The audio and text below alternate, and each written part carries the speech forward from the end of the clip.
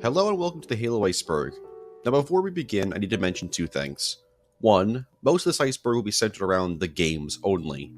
This is because I'm not super knowledgeable on the Halo EU, unfortunately. But I mean, if you look at this video's length, you'll realize that there's more than enough content than just the games. And finally, because I don't want to get hit with a copyright strike that demonetizes the video, I can't actually use Halo music in this video, which is extremely frustrating to both me and I assume you. So, sorry, I'm gonna have to use copyright-free music. Without further ado, let's begin. Isolate that signal. Master Chief, you mind telling me what you're doing watching Pigpen's Halo Iceberg? Sir, wasting my time.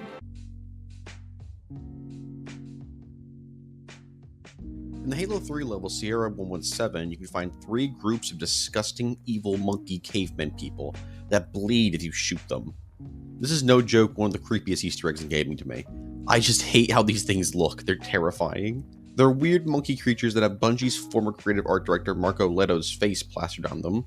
You can even find one of them in ODST in the final cutscene of the game. Some other interesting facts include how you can shoot the teddy bears they're holding, and those teddy bears bleed, which either means that those teddy bears are alive or they're stuffed with meat. Hidden on the Halo 2 level Metropolis, which by the way is one of my favorite Halo levels of all time, is the Scarab gun, a seemingly normal plasma rifle sitting on top of a bridge. However, when you fire it, it fires a massive blast of plasma similar to the Scarab's cannon. It kills pretty much everything within one shot, including yourself. However, there's actually another Scarab gun that can be found in Halo 2, in the level outskirts, and can be accessed via a skull in any Halo 2 level. In the level of the package in Halo Reach, you can enter a secret room filled to the brim with Easter eggs. You can do this by activating a button outside the mission on Legendary during the firefight section at the end, and after you kill a bunch of Sword Elites that spawn in, or just try past them on a mongoose. This room is known as the Tribute Room, and it's actually Dr. Halsey's lab, and like mentioned before, is filled to the brim with Easter eggs and references to Halo's past and the Halo's community, such as Red vs. Blue, I Love Bees, Bungie's various charity projects over the years, and several pictures of Bungie's employees can be found around the room, along with pieces of Halo concept art and posters of the Halo game covers. Also, there's a bunch of Xbox 360s laying around, which means that Halsey is a gamer. I wonder what game she plays. Hunt the Truth is a promotional campaign for Halo 5 Guardians that consisted of blog posts, ARGs, audio dramas, and cinematic commercials. The campaign set up the idea of the game being about Master Chief and Locke being at odds, and how Chief has gone AWOL and somehow a traitor now. It's a really great viral marketing campaign that tied in with Halo 5 for the first 5 levels. Yeah, looking back at it, in my opinion, Hunt the Truth's story was actually better than Halo 5's story. Red vs. Blue is a web series that started out on April 1st, 2003, about a crew of red and blue Spartans sitting around in Blood Gulch just waiting for something to happen. I absolutely love this web series and its characters. Church, Simmons, Washington, Lopez, Caboose, Griff, Donut, Sarge, Carolina, Doc, and of course my favorite character, Tucker. It's gone from being a purely comedy series to something more of a dramedy at times, with seasons 6 through 15 being a mix between the two genres. As much as I love the series, I personally want it to end because I really don't like season 16 and 18, and we're kind of stuck with season 18. Also, this is a web series that's lasted 19 seasons. Jesus Christ, ended already. By the way, the show peaked to the Chorus trilogy. I should also mention that both Bungie and 343 have acknowledged Red vs. Blue and the company that produces it, Rooster Teeth. Characters from the show can be heard in Halo 3 and Halo 4. In fact, the game mode Griffball is taken directly from Red vs. Blue, with Red vs. Blue making a spin-off show to promote it. That show was very okay. Microsoft has also recently used Red vs. Blue to promote Master Chief's inclusion in the game Fortnite, which has given us this iconic line. That's Ninja! It's such an honor. I'm a huge fan of yours on Twitch. In Halo 3, if you wait around for a few seconds with each terminal after reading the last page, the terminal will turn red and all the blanked out spaces from before will be filled in, revealing the story of the Didact, the Flood, the Librarian, and the fall of Benedict Bias. During Halo Infinite's 2019 E3 demo, which I personally thought was pretty cool despite a lot of people hating the plastic look to the characters, there was a brute that was briefly seen that didn't really look right. This brute was dubbed Craig, and was used as evidence that Halo Infinite needed more time, and thus Infinite was delayed. He's arguably the most well-known Halo meme at this point, at least from a non-fan's perspective, probably. I really hope Craig makes a cameo in Halo Infinite. First appearing in Halo 3 ODST, the phrase "Remember Reach" has become an extremely popular saying in the Halo fanbase, and a popular saying in universe too. Halo Reach's marketing was also filled to the brim with hashtag Remember Reach, and when Reach was released on PC, the hashtag saw a return. Halo 3 and Reach feature rats that will occasionally walk around campaign levels. They've become a bit of a meme online, especially the Halo 3 rat. But there's something about them that not many people know about. In Halo 3, the rats have their insides completely detailed, which is beyond gross. This isn't visible in the game, however, unless you use mods. On the Halo 3 map Standoff, you can see that the moon has a face on it, which is absolutely horrifying when you think about it. This is Chris Carney's face, an environmental artist, designer, and software engineer for Halo 2 and 3. In 2005, it was confirmed that a live-action Halo film was in the works, with Peter Jackson producing, while Neil Blomkamp directed. The film was originally going to be released in 2007, but ultimately never happened because of budget concerns. Now, while we never got this film, nor do we really know anything about this film's plot, we actually have seen elements of this film. I'll talk about it in more detail later, but the promotional series Halo Landfall was actually composed of test shots filmed for the Halo movie during early production, and several designs for the film were reused or straight up adapted for District 9, notably the Flood Infection form.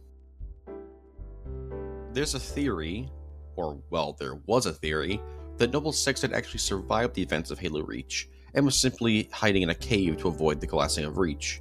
This was a legit theory back in the day, but it's since become a joke in the fanbase because of how silly it is. Here's hoping that Noble 6 shows up in Halo Infinite. In ODST, you can find a box of cereal called Webbos, featuring a brute that looks pretty hyped to be eating what looks to be Fruit Loops. It even says in the box, "Your mom loves them." This Easter egg is most likely a reference to how Webbos in Spanish sounds like eggs, which is a reference to Easter eggs. In the late 200s, god damn it, I wrote 200s, not 2000s in the script. Yeah, in ancient Babylonia, they were eagerly waiting Halo 4. Anyways, in the late 2000s and early 2010s, an image was spread around online that was apparently from Halo 4. So was it? Well, I mean, no, look at it. The war monsters from Gunman Chronicles. The actual image was created by a user going by the name Major Dump on halo.bungie.org in either 2006 or 2007. Check out Chunkier Bean's video on the subject for more details. But anyways, this image was spread around constantly, with it appearing as thumbnails for tons of YouTube videos back in the day, saying that this is a screenshot from Halo 4. So Microsoft decided to take my wife Cortana and turn her into a virtual assistant that uses Bing, of all things, to perform tasks and answer questions. Jen Taylor, Cortana's voice actress, actually returned to voice the US-specific version of Cortana. Basically, think of it as Microsoft's version of Siri. I don't know how popular it is though, as in 2019 it was split from the Windows 10 search bar, and in 2020 the mobile app was removed from certain markets, and in 2021 the mobile app was shut down globally. Halo 2600 is a fan-made Halo game made by Ed Fries, and released for the Atari 2600 in 2010. Basically, it's a demake of the original Halo that takes inspiration from Atari titles like Adventure or Berserk. While physical copies of the game do exist and can run on Atari 2600s, most people have played it through computers on emulators. The game was pretty well received and was selected for inclusion in the Smithsonian American Art Museum. The game also features a legendary mode, so let's get to seeing some speedruns of that, guys. In Halo 3, there was a certain armor type that if you saw on the enemy team, you pretty much knew you were going to lose the match. This was the Recon armor, and for a little bit, nobody knew how to get it. Some people thought you had to die by a traffic cone, or share a certain image 100 times. Bungie then revealed how to get it, and well, it was kind of insane. These were called the Vidmaster achievements, and you need to get all 7 of them to unlock the armor. These achievements included Light Switch, get the rank of Lieutenant in any playlist in the new EXP progression system. Annual, after September 25th, 2008, complete Halo on 4-player Legendary Live Co-op with Iron and everyone in Ghosts. 7 on 7, enter into a ranked or social playlist with 7 EXP on the 7th of the month. Brain Pan, find all the hidden skulls on the mythic maps. These were just the Halo 3 achievements. There were still 3 more that were exclusive to Halo 3 ODST. These were Endure in Firefight on any mission past the 4th set on a 4-player Heroic Live Co-op. Deja Vu, complete Coastal Highway on 4-player Legendary Live Co-op with the Iron Skull on without using Warthogs or Scorpion tanks. And Classic, finish any campaign level on Legendary Solo without shooting or throwing a grenade. Power sliding and honking the horn on vehicles will be counted as shooting/grenade throwing. Yeah, these took a while to do, especially Endure, which is one of the most difficult Halo achievements to get. But hey, if you get all of them, you got the armor. And then in MCC, you can just casually put the armor on, so it doesn't actually require you to do anything. Oh yeah, and there's also unrelated Vidmaster achievements for Halo Spartan Assault and Halo Spartan Strike. There's been plenty of scrapped Halo levels.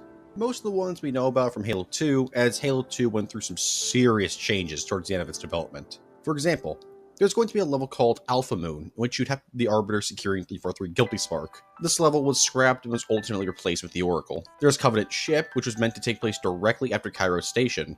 This level would have featured Chief and a team of ODSTs boarding a Covenant cruiser, killing all of its crew and using a Wraith to destroy the ship's power core. It was ultimately replaced with the iconic What If You Missed cutscene. Forerunner Tank was the code name for a level that would take place after Quarantine Zone. This level would have had Chief using a Forerunner tank in the bowels of Delta Halo before being captured by the Gravemind. And finally, there's Forerunner Ship, which was the code for the original final level of Halo 2, and would have featured a Warthog run through High Charity. This level can actually still be played through modding. As for Halo 3, there's the now famous Guardian Forest level, which would have had Chief battle Sentinel forces in a forest, and feature a boss fight, the Guardian. It was set between the Ark and the Covenant, and its Guardian boss fight was actually restored by the modder ejected shotgun. Side note, this level was actually used to inspire designs in Halo Infinite. There's also Floodship, which would have taken place in between the Storm and Floodgate, in which you'd have to destroy the Flood-controlled cruiser that crashed into Earth. Or at least I think that's what it may have been.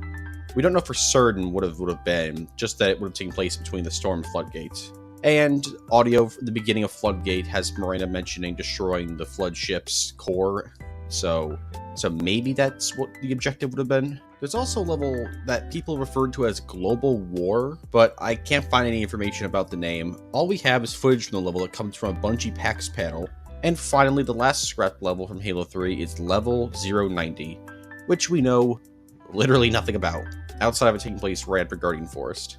And finally, the last level I want to talk about is from Halo Reach, which doesn't have a name, but we know it would have taken place right after New Alexandria, where you control a Scarab that Noble Team hijacked to escape the city. As for Combat Evolved, ODST 4, 5, and Wars 1 and 2, there's actually not much we know about in terms of scrap levels, sadly. So how did Johnson exactly survive Halo Combat Evolved? Well, the official answer is that the experimental and unrefined augmentation procedures that Johnson went through altered his nervous system to the point where the Flood couldn't properly take control of his body. So he just fought them off and flew off the ring.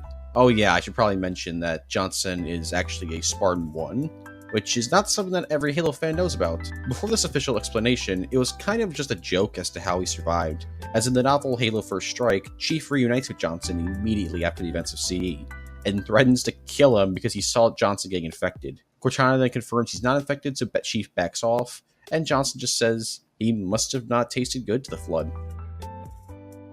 In Combat Evolved, players can't actually use the fuel rod guns used by the grunts in the campaign, but the PC port, which I'll talk about a little bit later, allows you to use the fuel rod gun in multiplayer, but it's battery operated, meaning it acts like the plasma rifle, just firing explosives rather than standard plasma. Thankfully, you can use it in multiplayer in the Master Chief Collection, and still to this day, this fuel rod gun doesn't have an official name. Seriously, the one in Halo 2 through 4 has a name, as does the one in 5, but not this one for whatever reason. Alright, there's a ton of these scrapped weapons, so I'm gonna go buy them a bit fast, so bear with me. In Combat Evolved, there was an anti-air rocket launcher, which was basically just the rocket launcher, but it could potentially lock onto Banshees. There was also the chain gun, which is basically just a portable minigun. A bolt-action sniper rifle, jokingly referred to as the old shovel by Bungie, was also scrapped. There was also the excavator, which would have fired some kind of fire-based attack, and would eventually serve as the basis for the Mauler's design in Halo 3. There was also a machete that would have been usable, basically the UNSC's equivalent to the energy sword. There was also a spear gun, which was intended to be used against underwater creatures. The submachine gun from Halo 2 onwards was actually going to be in the game, but it was removed. The concussion rifle would have made its debut in Combat Evolved as well, but it had to charge before firing. Elites would have also been able to use shields along with their energy swords. There was also the gravity gun, which basically would have been a laser pointer that spawned fire wherever it pointed. Then there was the gravity wrench, which would have basically been a Covenant grenade launcher. There was the microwave gun, which was a flamethrower-like weapon, though Bungie developers have actually forgotten about the microwave gun's purpose. There's the particle beam rifle, which was the Covenant's version of the sniper rifle. And finally, there's an unknown rifle in CE's promotional material that may have been a Covenant version of the bolt-action sniper rifle. In Halo 2, there's the GPMG, which is basically Bungie's version of the Saw from Halo 4 and 5. It kind of reminds me of the stationary turrets in Halo 2, so maybe these were intended to be those stationary turrets, but you could, lift them up like you can in 3 onwards. There's also the Silenced SMG, which is going to make its debut in Halo 2, though it could actually be used in the PC version of Halo 2 back in the day. In Halo 3, the Excavator returned and was going to act pretty much just the same as the Halo 3 Mauler. And in Halo 3, there was also a walking shade turret that would have been used in multiplayer. And then finally, in Halo 4, there's going to be the Status Rifle, that when fired, did no damage to enemy players, but instead produced a bubble that slowed players down considerably. During the last cutscene to level the Pillar of Autumn, you can turn the camera to the right and spot Master Chief in cryosleep, setting up the events of the original Halo. In the multiplayer map Sandtrap in Halo 3, it's actually possible to flip the elephant upside down by using a lot, and I mean a lot, of explosives, like some fusion coils or some mines, while in Forge. Though you can also use a drop pod or a scorpion to do so, with other methods. Regardless, you can knock it upside down, and when you go to flip it like any other vehicle, the text will read, "Press blank to... wait, what? How did you do that?" instead of the standard message.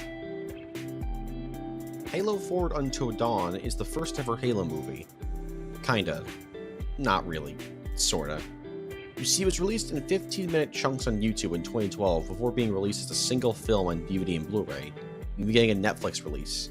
It's a live-action film that tells the story of Lasky, who was a cadet in the military academy during an attack by the Covenant, when suddenly Master Chief shows up to help Lasky save the rest of the squad. It takes place 31 years before Halo 4 and is kind of an origin story for Lasky, meant to build up hype for Halo 4.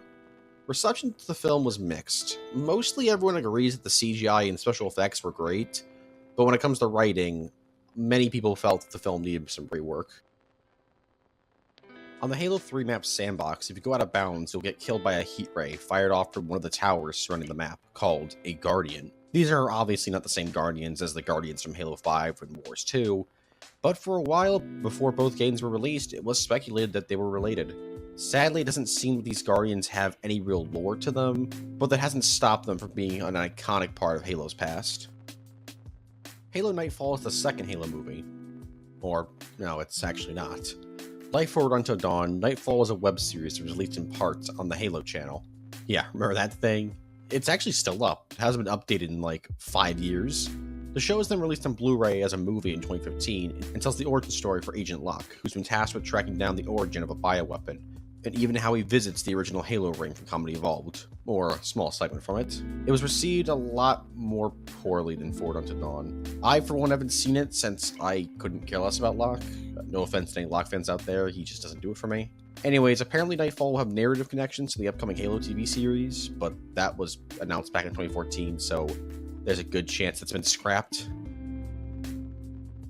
In the Halo 3 ODST level, Kikowani Station, on Legendary you can find Martin O'Donnell dancing surrounded by bubbles and hearts. All you have to do is go towards a red denied sign during the mission, land at a platform next to it, and do a bit of climbing, and boom, there you got Dancing O'Donnell.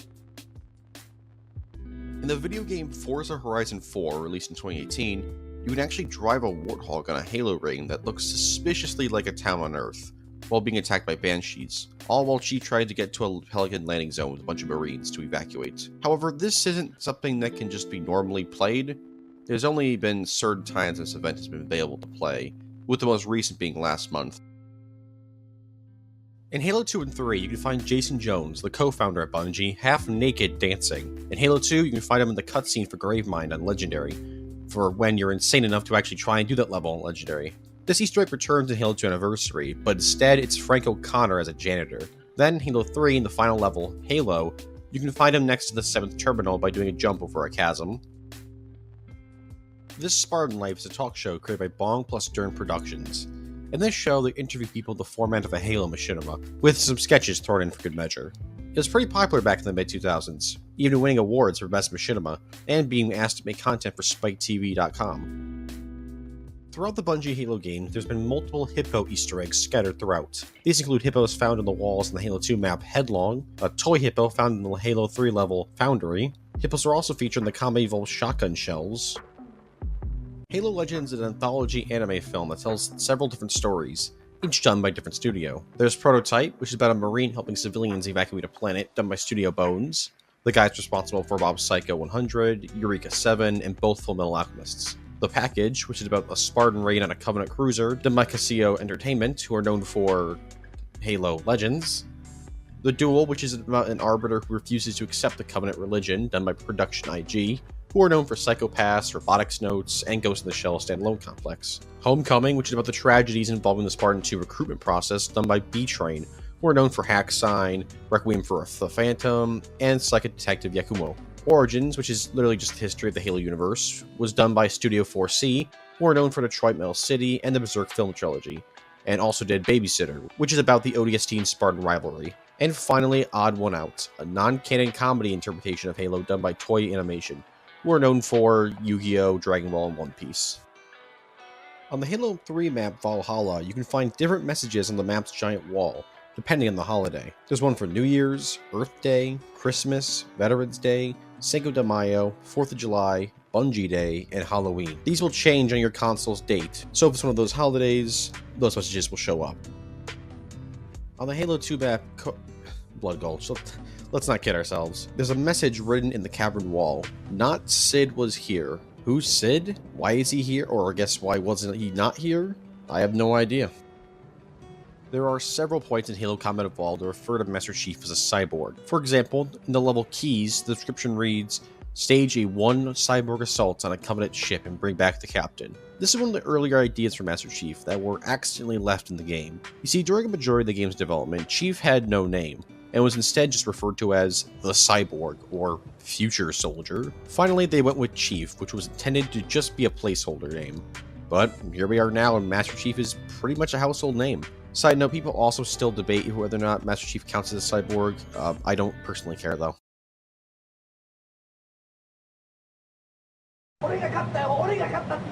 Malafatto, piacere, ma che fa? Die hat gewonnen! C'est pas possible! No, por favor, no! Nay, Tony! No! Yes! New Mountain Dew Game Fuel. Cranked up for Halo 3. Chug it and have no mercy.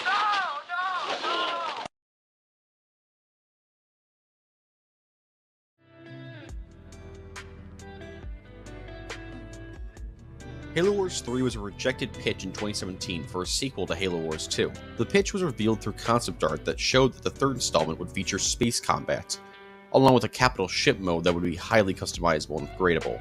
While space combat would be the focus of the game, ground combat would still be there, and there'd be plenty of different environments to fight in.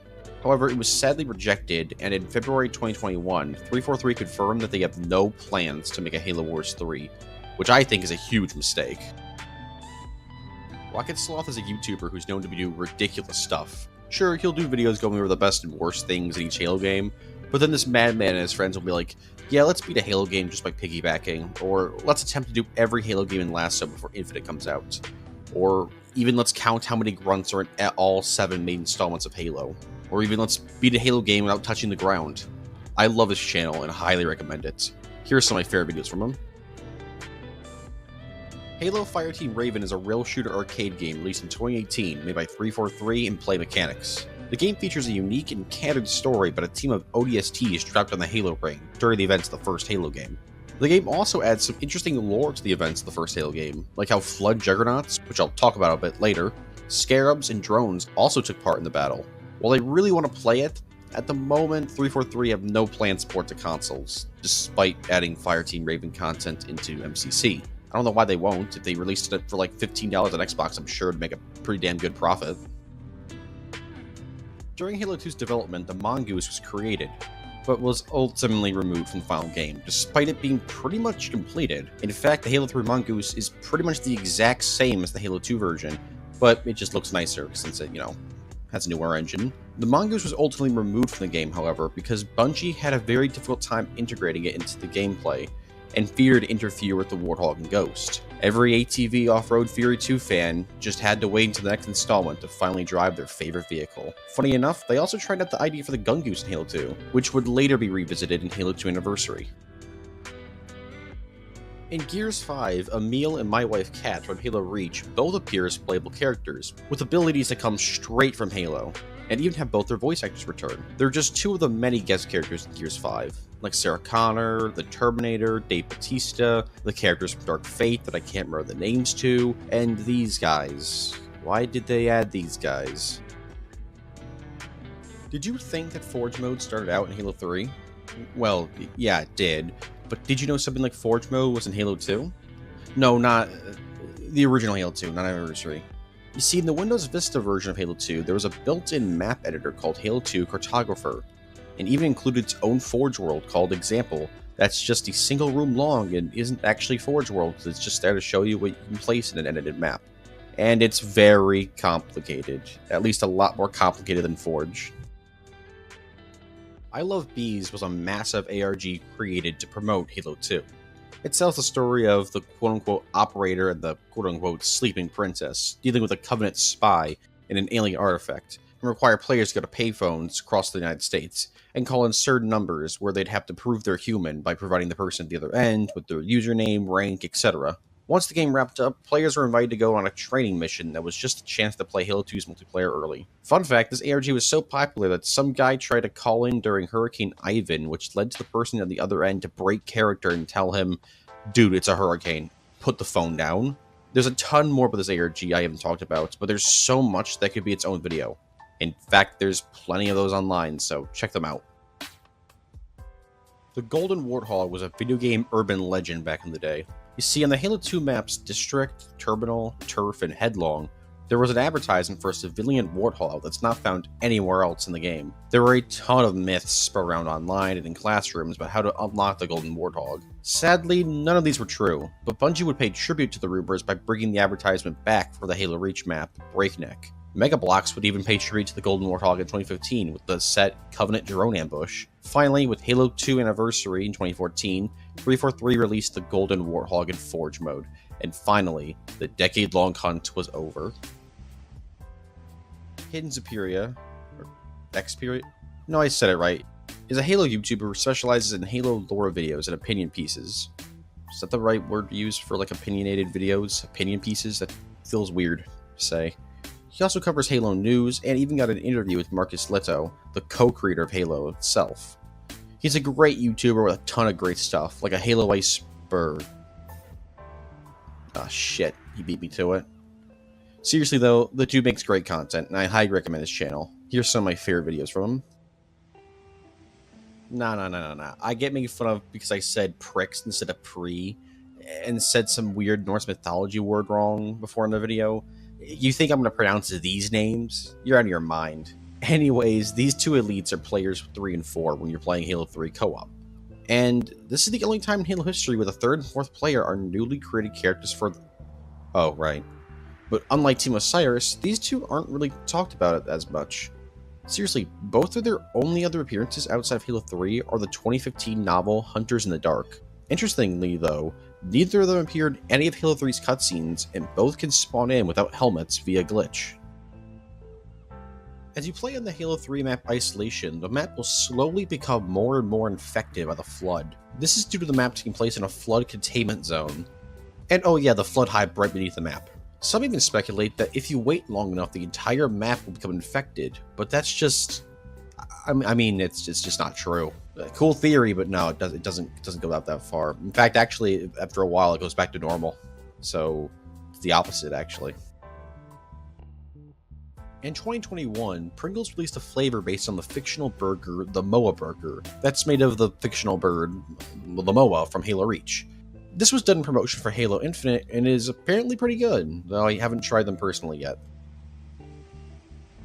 At the very beginning of the Halo 3 level, The Covenant, you can perform a glitch to hijack and drive the anti-air wraith you're supposed to destroy at the beginning of the level. This is leftover assets from when the anti-air wraith was originally normally drivable in earlier builds of Halo 3. Once leaving the vehicle, there's a dead man switch in it, meaning that once you leave, the vehicle blows up.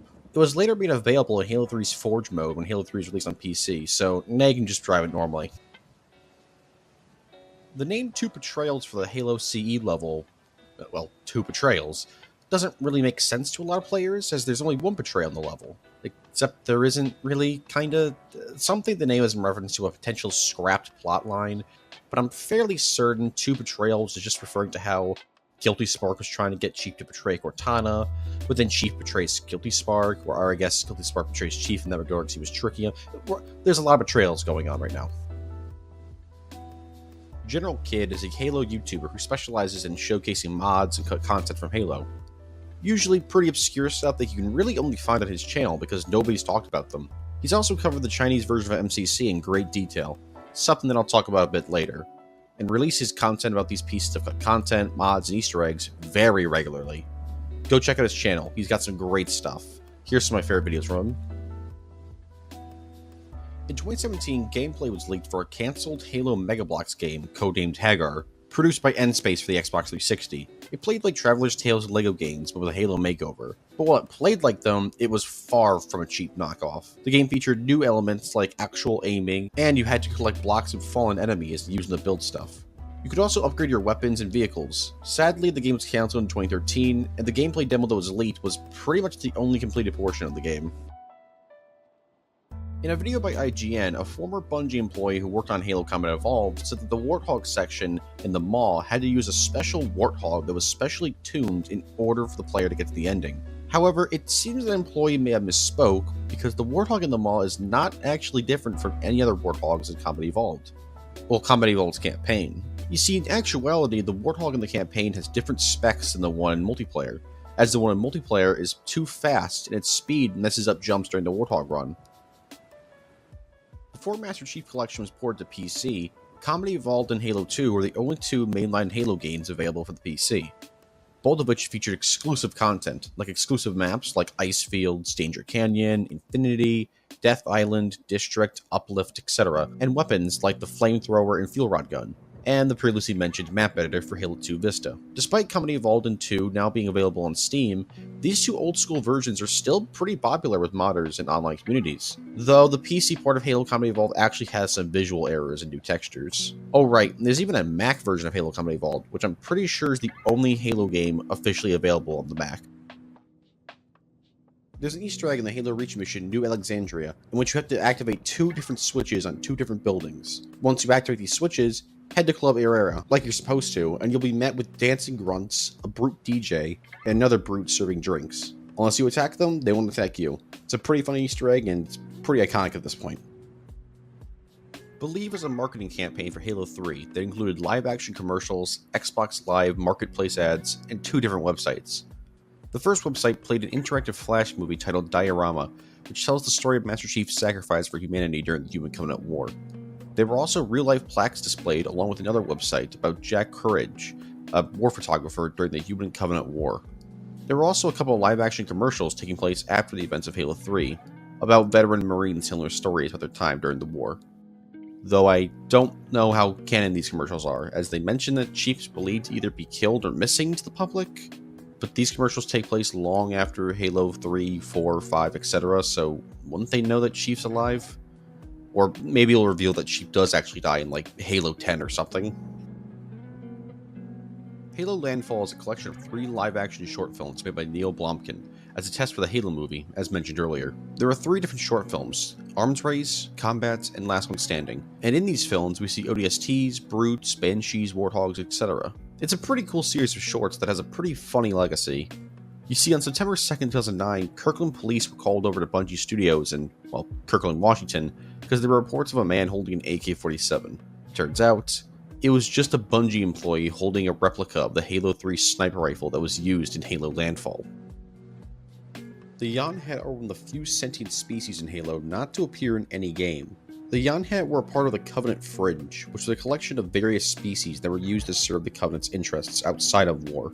They looked very human-like, and didn't actually have a very high population, as that was one of the reasons why the Covenant decided not to use them as soldiers. I mean, if they did use them for soldiers, there's a very good chance the Yonhat would have gone extinct. Sadly for the Yanhit, they don't have a very happy story after the war either, as when they emerged from hiding, they were then used by Covenant remnants, hoping to take advantage of the Yanhit's natural skills at trading, and a lot of them were sold into slavery by either jackals or Covenant warlords. Late Night Gaming is a Halo YouTuber known for his videos about how certain weapons from Halo have evolved over the games. Though he's made a ton of other videos like Q&As, reviews, videos about mods, news updates, and various opinion-based videos ranging from serious issues he has with Halo, or things he absolutely loves about Halo, to more minor problems he has, bordering on nitpicks. He's one of my favorite Halo content creators out there. He clearly puts an insane amount of work into every single video he does. Go check him out if you haven't already. Here's some of my favorite videos from him. At the beginning of the Halo Reach mission, The Package, it's possible for players to get access to 4 Banshees, one for each player, which basically allows them to skip over most, if not all, of the above ground section of the mission. It requires players to activate a switch in a soft kill barrier towards the beginning of the mission, that then requires another player to activate another switch quickly, or else it'll disappear, and you'll have to restart the entire level. And once the Easter egg's complete and the Banshees spawn in, you even get an achievement on MCC. In the Halo 5 mission Osiris, there's an Easter egg only available in Legendary that allows players to take part in a secret boss fight. Throughout the level, there are 7 knives you must shoot, which ignites them in flames. Activating all of these will give you a special checkpoint, and you'll be given a Prophet's Bane, Plasma Pistol, and Active Camo in order to battle a giant Promethean Knight and the Warden Eternal, who's now even taller. I personally will never do this Easter egg, because fighting the Warden Eternal on Legendary is a nightmare, and I never want to experience that again. On the Halo 2 mission, The Oracle, there's an Easter egg that allows players to find the Holodrome before the Heretic leader uses it during the final boss at the end of the level. And this is where I described to you how to do it, but I don't feel like it, so I'll leave a video guide in the description. But basically, through some glass breaking, jumping around, and a grenade jump, you'll eventually find the Holodrome floating. You can't actually attack it though, as bullets will go through it and grenades have no effect. In every Bungie Halo game, there's a secret grunt that talks. In Halo Combat Evolved, it's the Thirsty Grunt in the level The Maw, who mentions how he can't wait for the food nipple back on the Covenant Cruiser, because he's worked up a big thirst. Here's what a food nipple is, I don't really want to talk about it. Then in Halo 2, there's the Cowardly Grunt, during the level Uprising, in which the Grunt begs the Arbiter to spare him, as he hates brutes.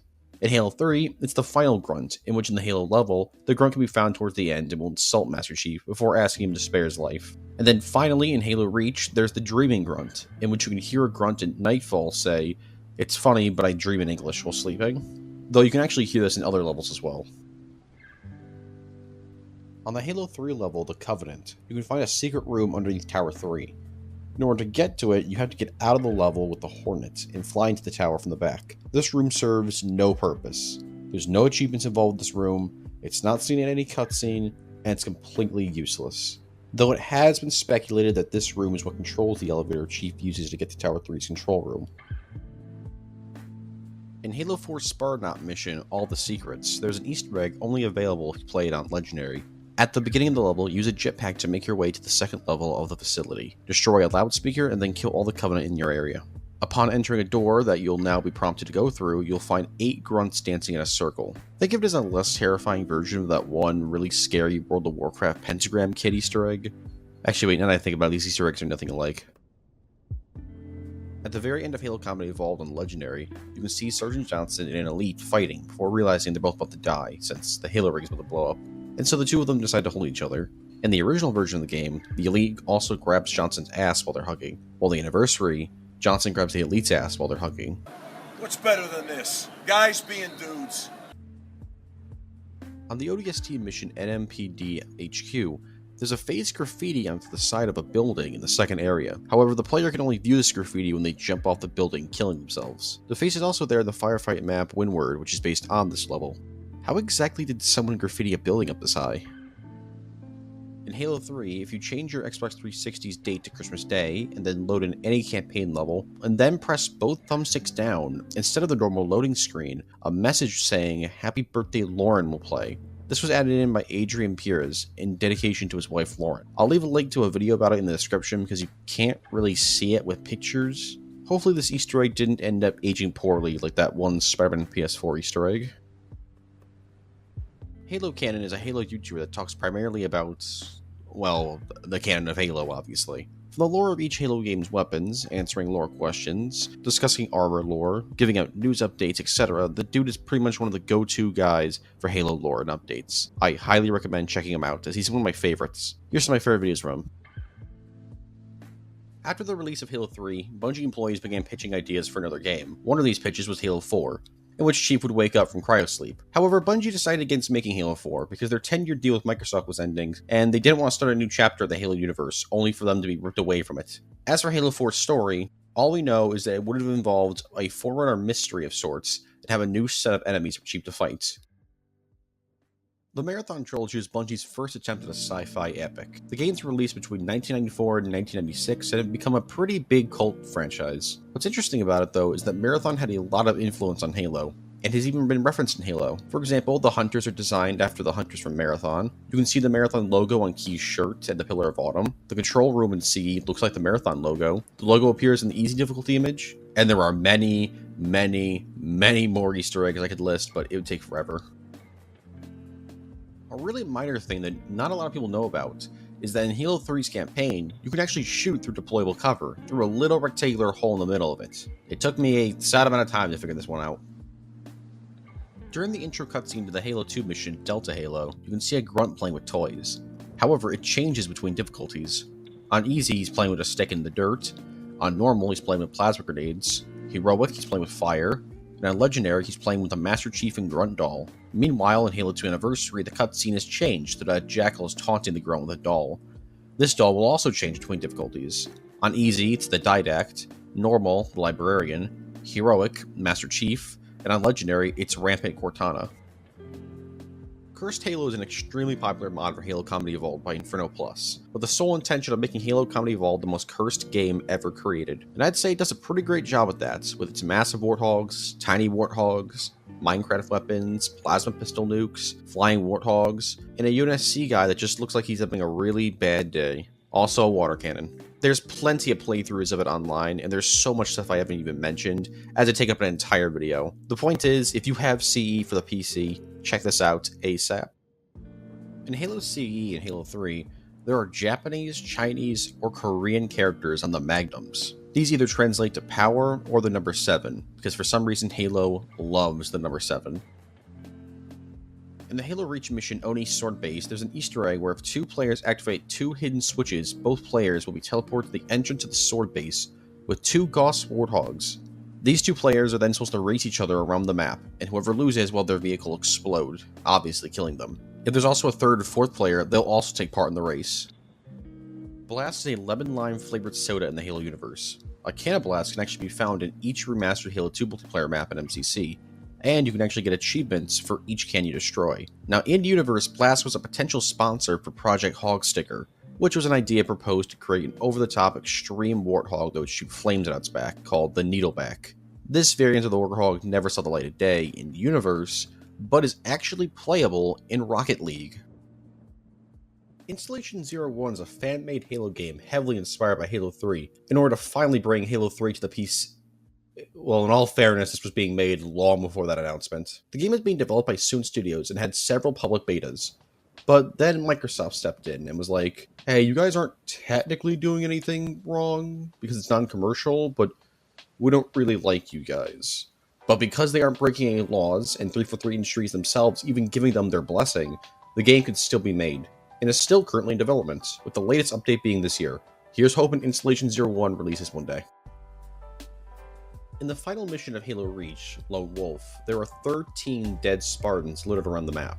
It's been speculated that these Spartans in lore were either part of Red, Gauntlet, and or Echo Team, as those 3 teams were present on Reach. Their armor is randomly generated every time you load into the level, and I guarantee you there's a trillion different fanfics out there about some dude's OC being one of 13 dead Spartans, and how he's probably like Master Chief's brother or some shit. There are far too many differences from the beta builds of the Halo games to their final releases, so I'll just go over some of the ones I found the most interesting. For Halo 2, the sniper rifle in the alpha uses the exact same scope and melee animations from Comedy Evolved, and the Needler did almost no damage in the alpha, but was extremely buffed up in the beta, but then was brought back to its near uselessness from the alpha in the final release. And the Wraith's cannon also required a charge to fire. In Halo 3, trip mines were a lot deadlier in the beta, as they could stick to the bottom of unmanned vehicles, meaning that as soon as somebody got into a vehicle, it'd explode. Also, the Spartan models were a lot more detailed in the beta, as the models included paint chipping and dents in the armor. Ultimately, this was changed for artistic reasons. For Halo Reach, the armor customization menu was extremely different from the final build of the game. The assault rifle and DMR also had completely different melees than the final game. Oh yeah, and the Magnum had unplayable levels of recoil. And finally, in Halo 5, a lot of the multiplayer maps were brighter in the beta, and the energy sword was also a lot brighter. Arby and the Chief is a web series created by John Graham that currently has 8 seasons with 122 episodes, and a movie. It's filmed using both Halo machinima and puppeteering action figures, both Master Chief and the Arbiter, and most of the voices are text-to-speech. Contrary to popular belief, the series is actually still ongoing, with the latest episode being released in 2020. The show also started introducing serious plots and dramatic moments to it in, I think, Season 6? Which I think viewers like. I'll be honest, I never watched this when I was younger, so I have no real connection to it. Unlike Red vs. Blue, this is an outsider looking in. A lot of people, myself included, have found exploring certain Halo multiplayer maps, primarily in the original trilogy, kinda creepy if you're playing them alone, like you're being watched or something. Many people believe this is because these multiplayer maps are meant to be filled with players, but with nobody there, it's like you're visiting a ghost town. People have made really great videos on the subject, and there's even an indie horror game about the idea. Some of the maps I find the most eerie to walk around in by myself are Sandtrap, Sidewinder, Valhalla, Blood Gulch, Isolation, Ascension, and Lockout. Now that there's Halo 4 double XP under every cap of Mountain Dew, I have to start training! Because the more dew you drink, the more double XP you get! And the more double XP you get, the more I get to rank up faster! So stock up on double XP and I'll keep training like a beast! That way together, we can dominate Halo 4! 7,000. Are you with me? Yes! Yes. Now drink that dew! Advance your Spartan's career in Halo 4 with double XP under every cap of Mountain Dew. Enter codes at dewxp.com.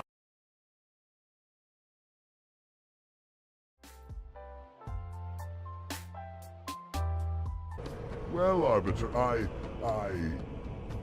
think you're cute, too.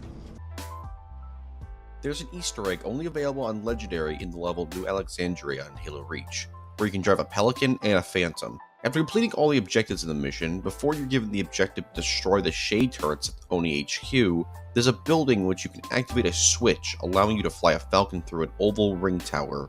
Once you pass through that ring tower at a certain altitude, you'll be spawned into a Pelican. If you do this Easter egg with a Banshee instead of a Falcon, you'll get access to the Phantom. This is the only time we've ever actually been able to control a Phantom in a mainline Halo game.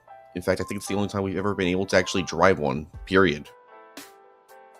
During ODST, you can spot a poster with the moon on it, with text reading, "Destiny awaits." This was a tease for Bungie's eventual second sci-fi franchise, Destiny, which has gone on to have 2 installments so far. Now, some may think this is just a coincidence, but when ODST was ported to MCC, that version of the game removed the poster altogether and replaced it with another poster with the Earth and Moon, with text reading, "For her." So, it wasn't a coincidence. This was a flat-out tease for Destiny, a game that wouldn't be released for another 8 years. On the Halo 2 level outskirts, you can actually play as a grunt through a glitch. You have to kill your co-op partner with a plasma grenade, then rush to the front of the destroyed Pelican. Restart the mission while making sure your partner doesn't respawn. When the game begins again, stick your partner again with a plasma grenade, then start meleeing for a bit to keep them from respawning. And then eventually your partner will respawn as a grunt.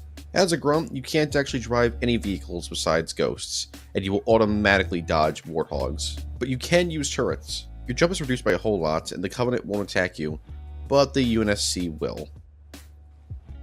In Halo 2, there was a boss flood form called the Flood Juggernaut that would have appeared in the Oracle, Sacred Icon, and Quarantine Zone. They were cut fairly late into development and can be spawned into the game via mods. They're extremely deadly and will send players flying if it hits them with its whip. It will even knock cover out of the way to get to you, and it even has a berserk phase like a brute, where it'll begin waving its tentacles around wildly. Because they were scrapped from the game, they were never actually made canon until Halo Wars 2, where they were mentioned, before finally appearing as an enemy in Fireteam Raven. Though in the Mona Lisa motion comic, there was actually a flood form that kinda looks like the Juggernaut, but it's never been confirmed to actually be it. The only way to kill these things are to high damage weapons like the rocket launcher or shotgun. And if the Flood ever does return, I'd love to see the Flood Juggernaut return with them.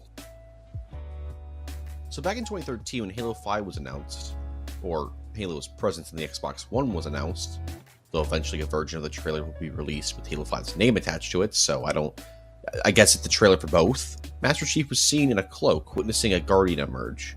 This led to a lot of people getting hyped up for a cloaked Master Chief, only for him to never actually appear. Ever. Master Chief in a cloak would get a figure of him released, though as for appearing in-game, this never happened. Hell, a situation like this never even happened in Halo 5.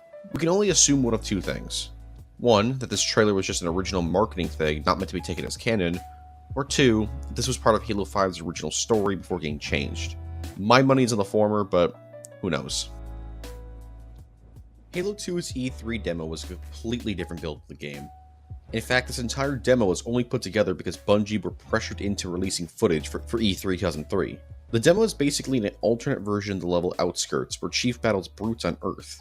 These brutes are a lot more ape-like. Other changes include how the battle rifle is semi-auto now, the brute shot fires plasma instead of grenades, phantoms are destroyable, the Gauss cannon fires much faster, hijacking ghosts takes a lot longer, the entire level takes place during a different time of day, and there's multiple battle rifle melee animations. So in Halo 4, you kill the Didact and save Earth. Right? Well, you save Earth, but as for the Didact dying, no. You see, as revealed in the comic series Halo Escalation, in Issue 9 the Didact was revealed to have survived Halo 4. And when he woke up after being taken down at the end of the game, he instantly slaughters Spartan Team Black, who were sent to investigate. Chief and Blue Team then show up and they have a big old fight, until in Issue 10 the Didact was finally killed by Chief. Except he wasn't. He was just contained as his essence lived in digital form. So I kinda lie with this entry. He never actually dies. His most recent appearance was in the Halo Adult Coloring Book, where on page 41 it shows the Didact reflecting on memories of his wife. And yes, the information presented in the coloring book is considered canon. I personally find this whole situation kind of weird, but I didn't really care for the Didact as a character anyways, so this doesn't really bother me. I just think it's kind of weird. On the level Pillar of Autumn in Halo Reach, it's possible to find a secret Spartan NPC hidden in the Pillar of Autumn's hangar. It's only possible to see it in theater mode, and it disappears once a meal is killed. Now, some people think this Spartan is a reference to text from Red vs. Blue, but honestly, it's more than likely just leftover material for some part of the mission that got scrapped. So in response to the news that MCC was being ported to PC, fans decided to thank 343 by sending them pizza. Lots and lots and lots and lots and lots of pizza. Despite them asking people to stop, people kept doing it. Eventually they did stop, but who knows how much pizza was sent over there to them. The Revenant from Halo Reach was actually going to come back in Halo 4, which would have been completely awesome. I mean, the Revenant is one of my all-time favorite Halo vehicles. Except this was pretty much just the Revenant in name only. You see, the Halo 4 Revenant was more like a chariot version of the vehicle. It had two seats like before, but now one of them was for the driver and the other one was for the gunner. 343 most likely wanted to make the Revenant into the Covenant's version of the Warthog, even though there's already a vehicle like that in Halo. Anyways, it was scrapped, but it can still be used via mods. In the Halo 2 mission Outskirts, you can do a basic grenade jump at the beginning and get out of the map. Then by traveling on the level's rooftops, you'll eventually come across a building with a hole in it. Jumping into it, you'll be met with an energy sword and the word Rex. This is a reference to Bungie programmer Tyson Green's username, Ferrix. In 2016, the Arbiter was added into the fighting game Killer Instinct 2013, or at least it's kind of the Arbiter. While he takes the form of the Arbiter from Halo 5, this Arbiter is actually a combination of themes and traits from every Arbiter in the Halo universe. As the Arbiter, you can use the Prophet's Bane, a plasma grenade, and a plasma carbine during fights. The Arbiter also has a retro skin, which is the Arbiter's appearance in Halo 2, and replaces the Prophet's Bane with the classic energy sword. While they might be related to a topic I'll be talking about later, in Halo 3 ODST there's a couple of signs scattered around the map called J signs, with what looks to be a bot code. Now, I don't think it's been solved. Maybe it has, and I couldn't find the answer to the code, but I don't understand code stuff, so I got absolutely nothing. Halo Mashup Minecraft Evolved is a texture pack available for the Xbox 360, Xbox One, and Nintendo Switch versions of Minecraft.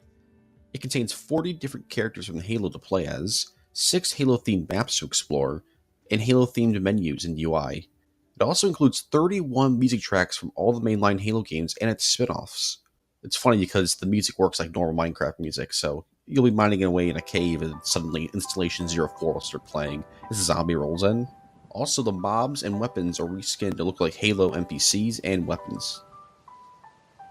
In Comedy of Old Anniversary's mission, The Pillar of Autumn, you can actually spot Spartan Linda from Blue Team status on computer next to Chief's. It reads as unavailable, however, because she's not currently present on the ship. I guess the second cryopod next to Chief was actually meant for Linda. Linda would finally make a full appearance in Halo 5 Guardians just a few years later. In 2009, it was announced that the original Xbox Live would be shutting down, making it so the original Halo 2 couldn't be played online anymore. People were crushed and decided to play a ton of Halo 2 online in order to pay tribute to a lot of people's first online service. And when the clock struck midnight on April 15th, they kept playing Halo 2. So it turned out what Microsoft actually meant by shutting down Xbox Live was that on April 15th, if you were still playing Xbox Live, you could, keep playing it. However, after that date, you wouldn't be able to get back online, meaning that you had to stay on, and if you disconnected, you couldn't come back on. Weeks went by, and eventually there were only 14 people left online, and thus they became the Noble 14. Even more weeks went by, and many of their Xboxes began to disconnect after being burnt out for so long, since they couldn't exactly turn off the console.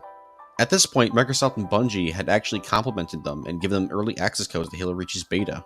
And finally, on May 11th, almost a month after Xbox Live ended, the final member of Noble 14 was booted offline. Check out Gaming by Gamer's video on the subject. It covers the topic way better than I ever could.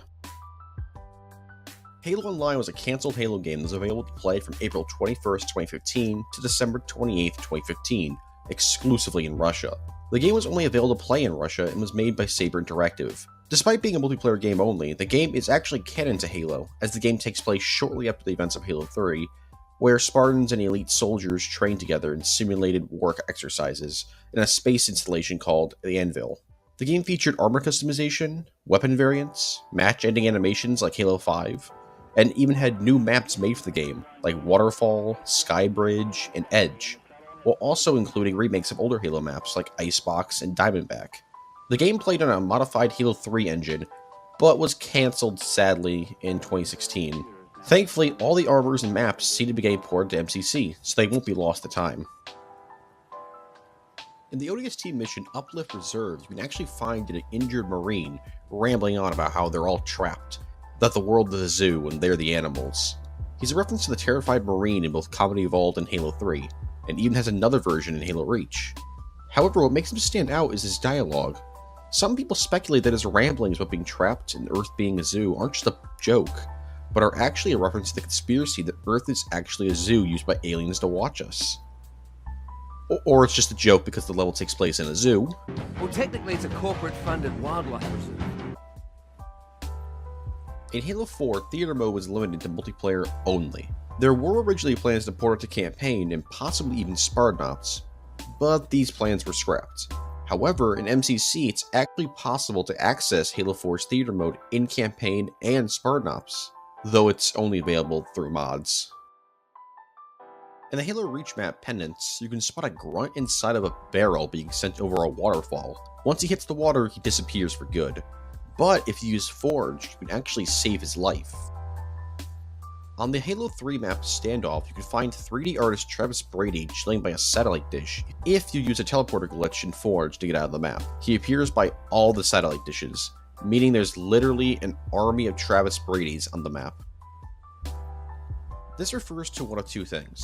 The first being the fact that in every single Halo game Johnson's appeared in, he's voiced by the legend David Scully, except in Halo Wars 2, where Johnson appears as a non-canon DLC leader and is voiced by somebody else, because Scully was part of the 2016 to 2017 video game voice actor strike. As for the more interesting thing this refers to, is that the theory that Johnson in Comedy Evolved is actually a doppelganger, and not the real Johnson from Halo 2, 3, and ODST. The only evidence for this is a joke by Bungie employee Eric Osborne saying in a 2011 interview with Eurogamer that the character was actually named Sergeant Schwanson. Halo: A Fistful of Arrows is a non-canon fan-created graphic novel that tells the backstory of June from Halo Reach, and was released from October 15th, 2010 to November 11th, 2011. It was written by Levi Hofmeyr, and is widely considered one of the best pieces of fan work in the Halo fandom, period.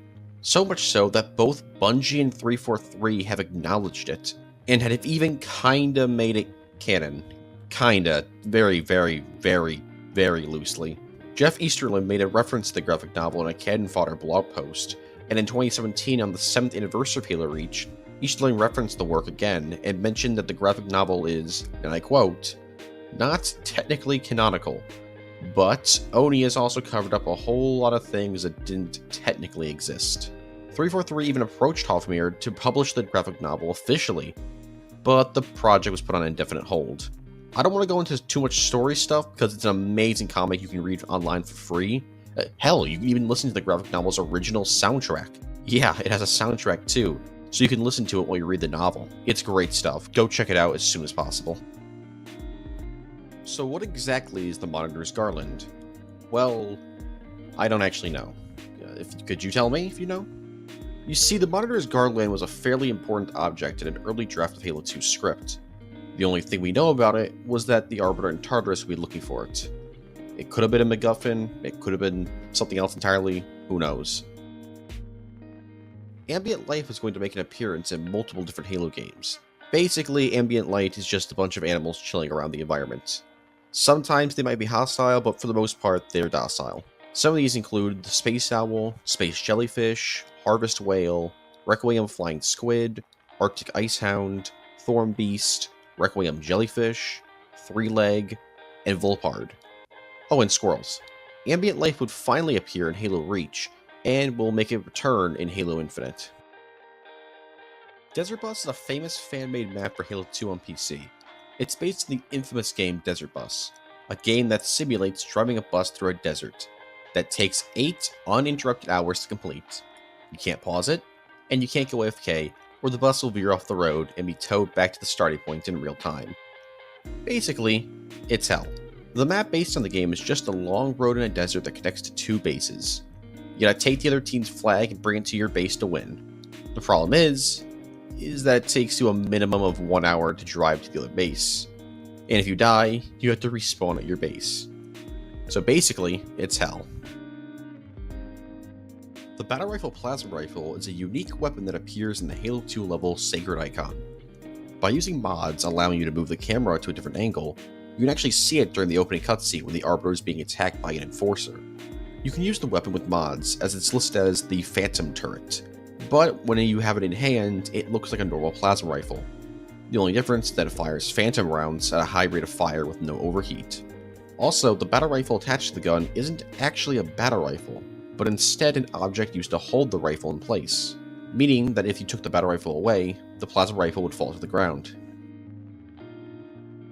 The Medical Troop Warthog is a scrapped vehicle from Halo 3. It was a variant of the Warthog that would have carried injured soldiers away from the battle. It was almost completed and thus could be put into the game via modding. However, Marines will sit on the stretchers as if they're chairs, so the vehicle wasn't 100% complete. The drones featured in Halo 2, 3, ODST, and Reach were actually intended to return in Halo 4 as part of the new Covenant. Though they were scrapped from the game, concept art for them shows that they went through various different massive redesigns, and were intended to be the snipers of the Covenant infantry. Not to be confused with the Kodiak from Halo Wars 2, the Kodiak was a scrapped vehicle from Halo Reach that featured 3 different turrets, 1 seat for the driver and 2 for the gunners.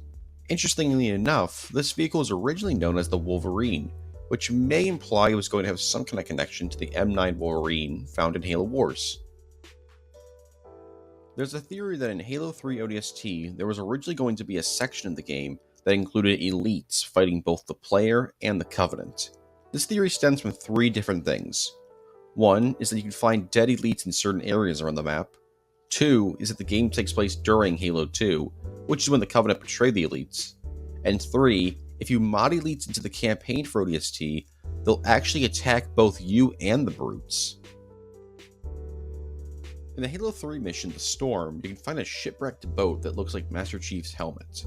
There, you can also find an Easter egg inside the boat, as if you're able to get inside the boat, you can find a blurry picture of a pirate that reads Pimps at Sea, as a reference to an April Fool's joke Bungie made back in 2001. Like with all multiplayer games, there's some scrapped multiplayer maps. I'll try to list all the ones we know a little bit of info about, but I'm sure there's a ton that we don't know even existed. For Halo 2, there's Anchor Point, which is actually completely playable, and 343 even has access to it.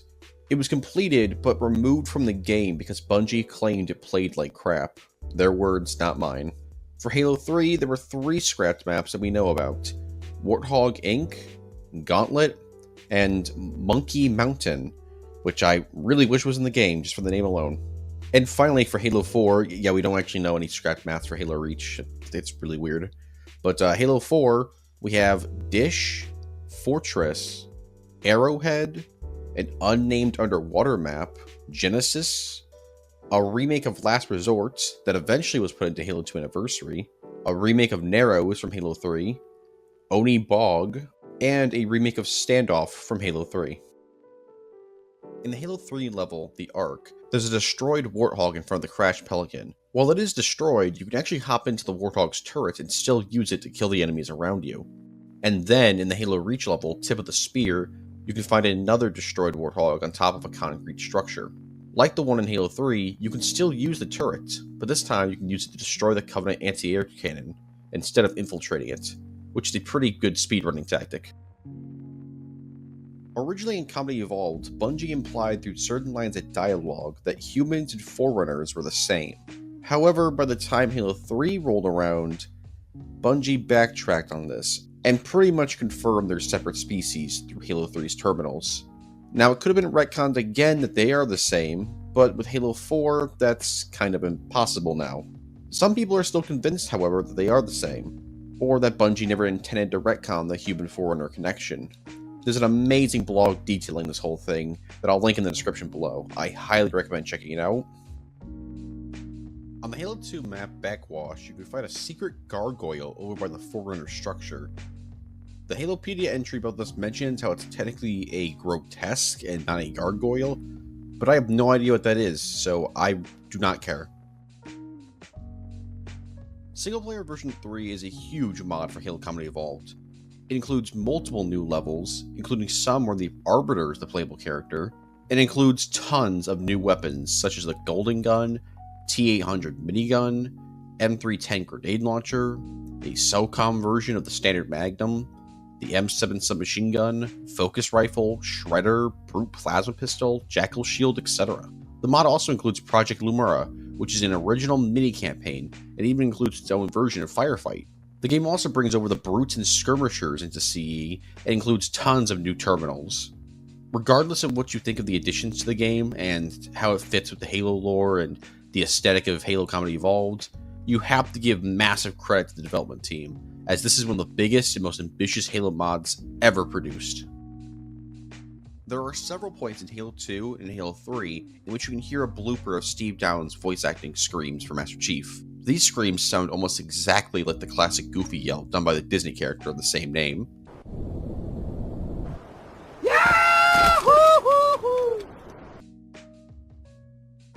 In the Halo 2 level Metropolis, you can push a giant soccer ball hidden within a building. Now there's a ton of different ways to get to this soccer ball, and I don't really feel like reading them out, so here you go. Pause if you'd like, don't if you don't, I don't care. Nobody really knows why there's a giant soccer ball in this level, but since you can see a similar looking ball in Halo 2's behind the scenes footage in special testing levels, it can be assumed that this was also created to test Halo 2's physics engine. The soccer ball would later return to Halo 3 and Forge, and in another Easter egg in Halo 5, in the mission Meridian Station. After doing this Easter egg, Buck and Locke will decide to do a friendly game of soccer, but we don't actually see them do it. In the Halo Reach level, Long Night of Solace, you can actually get inside the Pelican's turret by crouching next to its cockpits and spamming the enter button. While inside the turrets, the player cannot be killed, so it's pretty much required for legendary or lasso runs. Now you won't be able to see anything at first when you get inside the turrets, so you have to shoot around a bit in order to clear the screen. You can even do this Easter egg in New Alexandria as well, once you do the flyable Pelican Easter egg. So there were a lot of vehicles that were scrapped from Combat Evolved, some of which include the Doozy, the Carrot Boat, the Covenant Bomber, the Covenant Ground Transport, the Covenant Tank, Helicopter, Kestrel, Mech Walker, Shadow, and the Stealth Tank. Because when I think of stealth, I think tanks. What's interesting about most of these cut vehicles is that many of their designs were reused. For example, the Shadow would turn into the Spectre in Halo 2, the Covenant ground transport would return in Halo 2 as the Shadow, and the mech was the inspiration for the Mantis in Halo 4. However, the most interesting aspect about these vehicles is the Kestrel, which was intended to also be in Halo 2, but was scrapped yet again.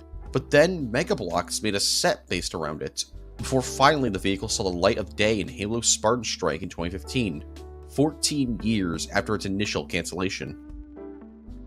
Alright, so Halo Combat Evolved kind of had an interesting development. And by kinda, I mean it went through like 10 different games. Originally, the game was simply called Armor, and was Bungie's side project in the late 90s.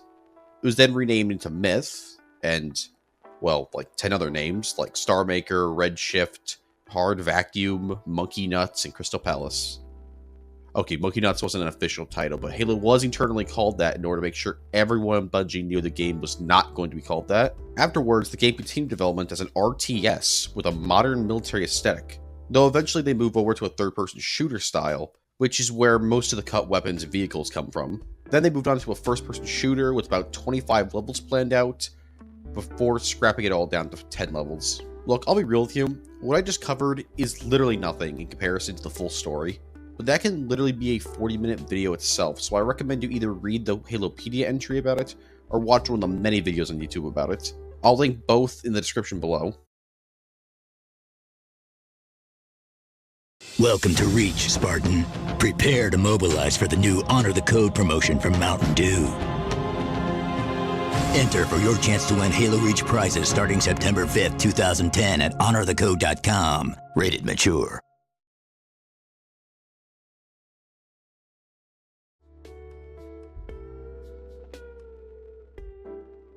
For the fourth entry in the Dead or Alive fighting game series, Team Ninja really wanted Master Chief in the game as a guest character. However, Bungie declined the idea, but were okay with an original character being created that looked like Chief. And thus, Nicole 458 was born. In the Dead or Alive universe, she was accidentally transported back in time to the 21st century, and now defends knowledge of the future from the people of Earth. She refuses to kill people because she knows that killing people could have, consequences in the future. And she also loves competitive shooting and watching anime. Despite her being an obviously non-canon character, Bungie and 343 Industries have confirmed that Nicole is based on a real and properly defined Spartan. So I guess a version of Nicole does exist in Halo. In the Season 10 episode of Family Guy, Mr. and Mrs. Stewie, you can spot what looks to be a Spartan laser, fuel rod gun, and plasma rifle in Family Guy one-off character 42529's room. Weirdly enough, when Halo 2 first came out, people hated the Gravemind.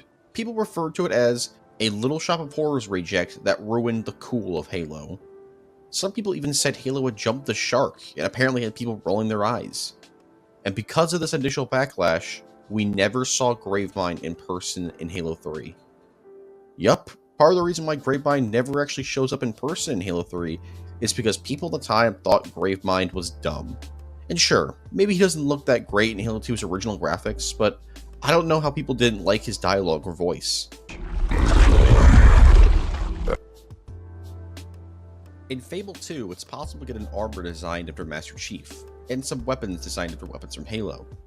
It's available to get in the limited edition of the game, and the Otherworldly Content Pack DLC. Then, in the game's DLC, not Whole Island, you can actually use Hal's rifle, which is based on the assault rifle from Halo. Oh right, in Fable's universe, Master Chief's name is actually just Hal, as Hal is Celtic for Chief. There were plans for a second season of Spartan Ops, however it was cancelled due to the poor reception of Season 1. Though while Season 2 was cancelled, the comic series Halo Escalation is basically that second season, as it features many of the same characters, and is set a month after Spartan Ops Season 1. It's unknown if Season 2's plot was adapted or even partially adapted in this comic. Hell, it's unknown if Season 2 was even written. But what we do know is, Season 2 never happened. In the iconic For All the Wrong Reasons video game, Duke Nukem Forever, there's a reference to Halo in which a soldier offers power armor that looks like Master Chief's armor to Duke. To which Duke replies, Duke, we've got your green power armor over here and ready to go. Power armor is for pussies. Well, okay. You want a gun instead? Yeah, I guess he and Chief probably wouldn't get along. In the Halo 3 mission, Halo, you can actually get 2 different Johnsons to exist at the same time.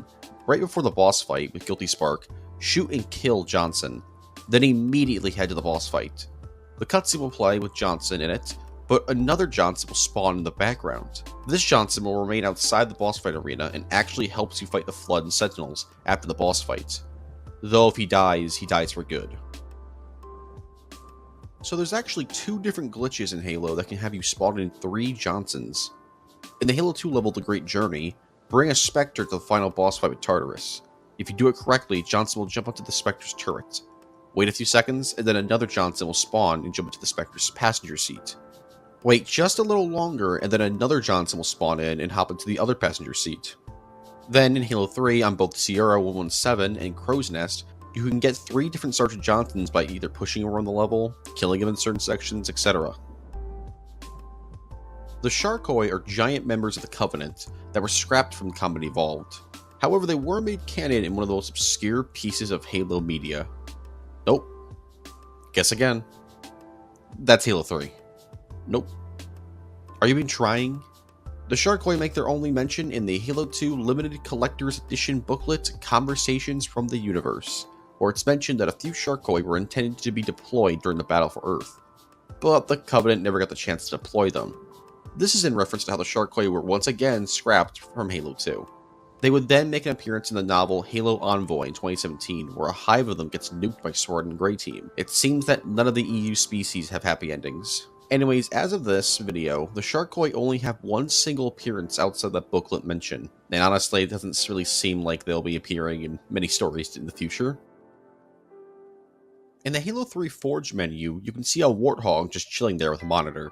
What's strange about this Warthog is that if you mod the game and place the Warthog from the menu into a multiplayer map in Forge, it'll be revealed to be a unique silver Warthog. It's also missing the back left wheel, which is the wheel you can't see on the menu. This Warthog is not actually an object, so you can walk right through it, and the back right wheel isn't actually attached to it. To promote Halo 5 Guardians in 2015, 343, Microsoft, and Robot Chicken teamed up to produce a short comedic commercial about Chief and Locke competing over who can kill more grunts. This commercial is also extremely notable for the king himself, J.K. Simmons, voicing Master Chief. So Halo 3 saw the deaths of a lot of great characters. Sergeant Johnson, the Prophet of Truth, Miranda Keyes, and even Guilty Spark. That is until 343 retconned Guilty Spark into surviving. Yeah, he's alive. Turns out that the Guilty Spark in the original trilogy was just one of Guilty Spark's many different incarnations. His remains were taken by the UNSC before jettisoning them back into space, but Guilty Spark had actually in that time hopped into the ship's computers and took control of it. This led to him eventually getting a new body, one of the Promethean soldiers you fight in Halo 5, and going on an adventure with the crew of the UNSC Rubicon, and Rhiannon Forge, the daughter of John Forge from Halo Wars. I'm gonna be honest with you, I haven't read the books, but I don't really like the idea of Guilty Spark being alive. In the Combat Evolved level, The Maw, during the Warthog run, you can find a secret word painted out in blood if you land on the side of the floating platform when you get to the Warthog jump. The word reads out Rex, and like the Rex sword from Halo 2, this is also a reference to Tyson Green. While we don't know Rookie, the protagonist of Halo 3 ODST's full name, we do know his initials, JD. Will we ever find out his real name? Do we care? The Halo Reach map Tempest is a pretty good map in my opinion, but what's interesting about it is that we don't actually know where it takes place. It's obviously on a Halo ring, but which one? Honestly, Bungie probably weren't even thinking about that when they were making the map, but still, it's interesting to theorize. Some people speculate Delta Halo, while some other people think it's just a simulated Halo ring, kind of like how Forge World takes place in 1. My best guess is that it's Installation 08 from Halo 3, since Tempest was originally a Halo 3 DLC map before being delayed until Reach. By jumping off the Pelican onto a cliff at the beginning of the Combat Evolved level 343 Guilty Spark, you can actually find a random Marine just chilling outside of the map. I guess he's just hiding from the Flood, which is pretty understandable. In the Combat Evolved level Pillar of Autumn, you can find a bulletin board with a bunch of joke messages on it, like a lost cat flyer, most likely a reference to the cat from Alien. When Combat Evolved Anniversary was released, this board was redesigned with new jokes, including a follow-up to the lost cat flyer, this time with one of the best animals of all time, a possum. In the Halo 3 mission, Halo, if you placed down auto turrets to help you fight the Flood during the holdout section, right before the boss fight, you might want to destroy them after it ends. Because when you come back to this area after the boss fight, the auto turrets you placed down will actually now try to kill you. This is because all the sentinels on the ring are now your enemy, since you kind of blew up another Halo ring. In Halo 4, activating your hologram armor ability in the direction of a corpse from the enemy team will make your hologram teabag over their corpse. Just in case you needed the teabag to do it from far away, I guess. On the Halo 5 level at the Breaking, you can find a Cortana statue. By doing a glitch that gets you above the map, you can use the ground pound ability to skip the Warden boss fight and get to the end room, where if you go to the Ball of Light, you can find a 2D Cortana statue just staring at you. In the Comedy of All multiplayer map Boarding Action, you can find a picture of a mysterious woman in the map's files. Level designer Hardy Level explained that it was added in by a freelance artist. He said, what that freelance artist had done was, he made some polys across the bottom of the Boarding Action map, no collides so that the player could walk right through them. And if you happen to walk through that secret section of the map, he'd built a little tiny room that had pictures of his girlfriend in every wall. And it was like this little shrine to this crazy freelance guy's girlfriend. This Easter egg was ultimately scrapped from the game, but you can actually get into the room by playing an earlier build of Comedy Vault, by jumping onto a certain platform and walking into a wall. And sure enough, there she is. Eventually, multiplayer artist Derek Moore came forth and stated that the woman in the picture is his wife. So, mystery solved. A lot of people wonder why we never got any games in the Halo's engine outside of Halo. Or at least games like Halo. Well, we did actually get a game in the Halo engine outside of Halo. That being 2005's Stubbs the Zombie in Rebels Without a Pulse, which actually got a massive re-release earlier this year. What the fuck? The game only uses the Halo engine because Widelow Games founder Alex Serapin actually co-founded Bungie, so they let him use it. I've never actually played this game, but it has a pretty big cult following, so I assume it's good. In the Halo 3 level Covenant, you can get Microsoft Sam, Windows XP's text-to-speech function, to say some lines about Halo's developers. You can do this by walking towards the end of the right ledge of the Sentinel, towards the end of the level. Side note, in trying to find an image for Microsoft Sam, I discovered a vast community of people who make Microsoft Sam fanart and fanfictions. Halo Chronicles was a cancelled Halo video game announced in 2006, along with Halo Wars. The game would have been developed by Wingnut Interactive and would have had Peter Jackson heavily involved. Sadly, the game was announced to be cancelled in 2009, but we do know a little bit about what the game would have been like. The game would have had you play as a standard Marine that over the course of the game would acquire an alien arm and eventually transform into a powerful Forerunner warrior known as a Promethean. The game would also feature gameplay very different from your standard Halo game, in which the only way to attack enemies would be to fight them with melee attacks.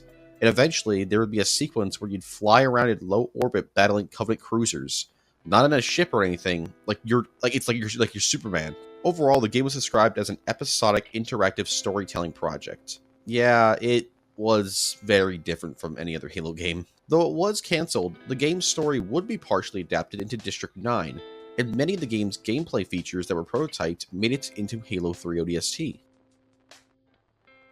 There are a ton of scrapped units in both Halo Wars titles, some of which include the Cougar, a completely different Falcon, Fox Cannon, Leviathan Mobile Fortress, the Mongoose, Tiger Tank, Covenant Air Artillery, Brute Tank, Chimera, Elite Rangers, Gargoyle, Gorgon, Hydra, Recon Drones, the Halo 2 Proto-Scarab, Quad Colossus, Flame Spartan, Cryo Spartan, Sniper Spartan, Gauss Spartan, Armored Spartan, Super Heavy Tank, and Flood vehicles like an Infected Grizzly, Cyclops, and Ghost. On the multiplayer map Beaver Creek in Halo 2, you can find writing on the rocks asking, "Why am I here?" This is a reference to Red vs. Blue. And you can even find a Not Sid signature along with it, so it's really 2 Easter eggs in one. In Halo Reach, there was originally going to be a water vehicle known as the UNSC Motorboat. It would function pretty much exactly like a Warthog in water. Apparently, it was part of an original idea for the 4th level of the game, where you'd sink a Covenant ship in a covert SEAL-esque boat attack at night. The boat was heavily prototyped and shown off at PAX 2010 in a demo reel of cut content. I really wish this was in the game. For some reason, I've always really wanted to see more of the actual Navy vehicles in sci-fi franchises, like Halo, Star Wars, or Mass Effect. Before Marty O'Donnell had deleted his Reddit account, he mentioned how the Covenant language in Halo Reach is actually translatable, and the fans should try to figure it out. This was more than likely just a troll or a joke, but that didn't stop fans from trying to translate it, and more than likely wasting their time. During the Halo 4 mission Shutdown, it's possible to spawn in 4 gravity hammers. However, it's only possible to do this while playing the level on co-op, on Legendary. You're able to do this by killing all the watchers in the area after entering the orange energy field. Then crouch walk all the way from the gondola to the ramp. Then travel to the same spot where the orange energy field was and wait 90 seconds without moving. This will then spawn the hammers. There's also a similar Easter egg on Forerunner involving spawning 9 incineration cannons, and Midnight where you can spawn a second gravity hammer. The pre-mission evaluation was a viral marketing website used to advertise Halo 3 ODST. It contained footage of Buck interviewing potential members of Alpha 9. These members were Mickey, Romeo, and Dutch, who would go on to join the team and star in Halo 3 ODST. For the Chinese release of the Master Chief Collection, there was a ton of changes made. Mostly just censorship. For example, there's no blood. Period. And whenever enemies or allies die, their bodies magically shrink into nothing. Doesn't matter who it is, a Marine, an Elite, Tartarus, Heretic Leader, doesn't matter, they all shrink the same way. Keyes' proto-Gravemind form is also heavily censored in Combat Evolved, and the Flood carrier forms don't do explosion damage anymore. And they've fully removed Gravemind from Halo 2. No, seriously, like, he's gone.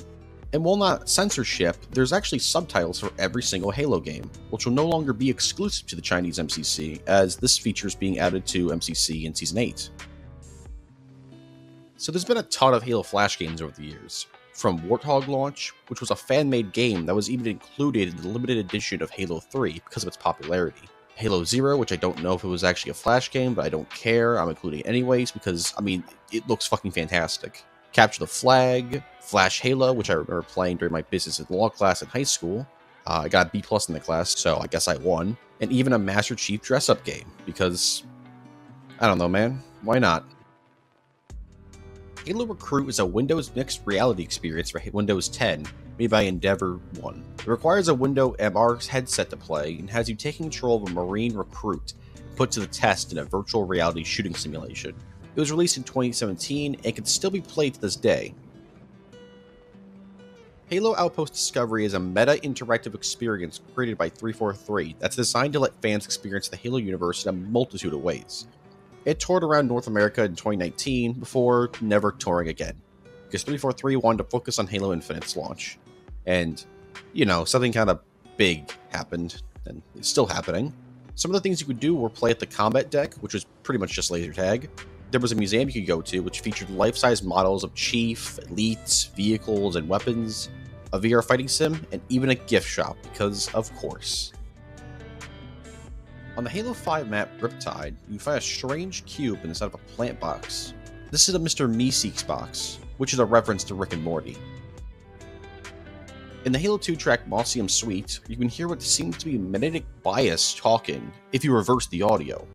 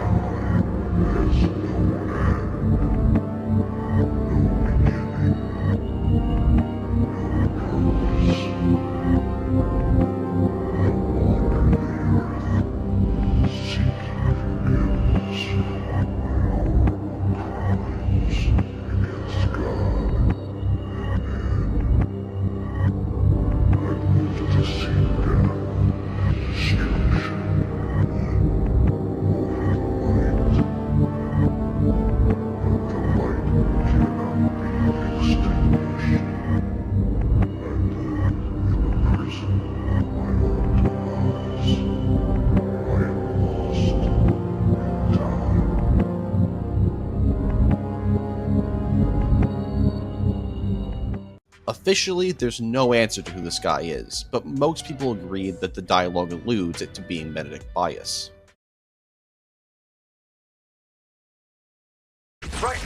I'm being controlled by a guy named Todd. Wrong button, babe. Got it. You see, Todd here won this exclusive Platinum Xbox One X from Taco Bell. He's a little distracted right now. Throw it. Oh, boy. Todd! Put down the chalupa! Todd! Grab the $5 double chalupa box for a chance to win the Platinum Xbox One X, only at Taco Bell. Todd!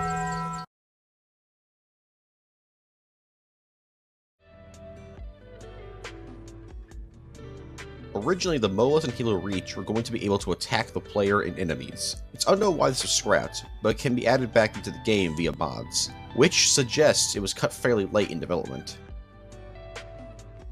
Yes, 343 Industries exists in Halo. The 343 Industries in Halo create armor for Spartan 4s, and are mentioned in Halo 4 and 5. One of their many products is the Unicorn Fist, and they have a facility in Kirkland. Side note, on their facility page on the Halopedia, the trivia for it reads, 434 is reverse of 343. Like, yeah, good trivia. Good one. The Comedy Vault multiplayer map, Chiron TL34, mentions how it's a Spartan clone training complex. Now this is strange because there's no such thing as a Spartan clone in Halo. In fact, there's no such thing as cloning in Halo. This little detail has never been mentioned ever again outside of this game, so I guess there's just a space station orbiting Mars with Spartan clones in it that nobody ever talks about in Halo. Or it's simply non-canon. As revealed in the novel Halo the Flood, there was actually an elite present on the bridge of the Pillar of Autumn at the beginning of the mission. He's obviously not in the game, but in lore he's supposed to be. You see, he was on board the Pillar of Autumn to obtain useful intelligence by capturing Cortana, and you can't see him because, well, I mean, the dude's using active camo. Sadly for this guy, Keyes figured out he was there, and while escaping on a lifeboat, Keyes turned around and shot him. By the way, this is his name. I'm not going to try to pronounce it. Honestly, it would have been cool on CE Anniversary if on Legendary or something you could kill him on the bridge. It'd be non-canon, obviously, but it'd be a little nice nod to the book. In the Halo 3 ODST mission, Coastal Highway, if you're playing 4-player co-op on Legendary with the Iron Skull on, if you go into a little underground tunnel towards the start of the highway section of the level, you can find 4 rocket launchers with practically unlimited ammo, as they each have 998 rockets in them. This is basically a necessity for a 4-player Legendary run. So this is a bit of a weird one. After Microsoft rejected the ideas of a portable Halo title on the Game Boy Advance in 2004, and the Gizmondo in 2005, yes, the Gizmondo. Imagine living in the timeline where you play a Halo game on the Gizmondo. Rumors began circulating about a Halo game on the DS. Then, in 2007, a leaked demo of the Halo DS was revealed. Or, so that's how it was reported. You see, Halo DS is a game that's often reported on as a lost, cancelled Halo game. But in reality, it's not. Kinda. You see, it was never actually acknowledged or developed by Bungie or Microsoft, and the demo that's seen online was actually made as a pitch. You can tell it's a pitch because if you look at the game's reticles, sound effects, and HUD, it's a clear mod of GoldenEye Rogue Agent. So it's a mod of a James Bond game used to pitch the potential of a DS Halo title. Well, who made it? All we know is that it was a major studio who did it, but it's never been revealed which studio. In 2019, Counter-Strike Global Offensive had a crossover with Halo. Stickers. Yeah, it's not that interesting. But what is interesting is that if you play the Master Chief Collection on Steam and CSGO, you'll get access to an exclusive Halo music kit in CSGO. Ancient Ruins. Okay, so what's in the Ancient Ruins? Well, there's a lot of symbols, and what seems to be an unsolved cipher.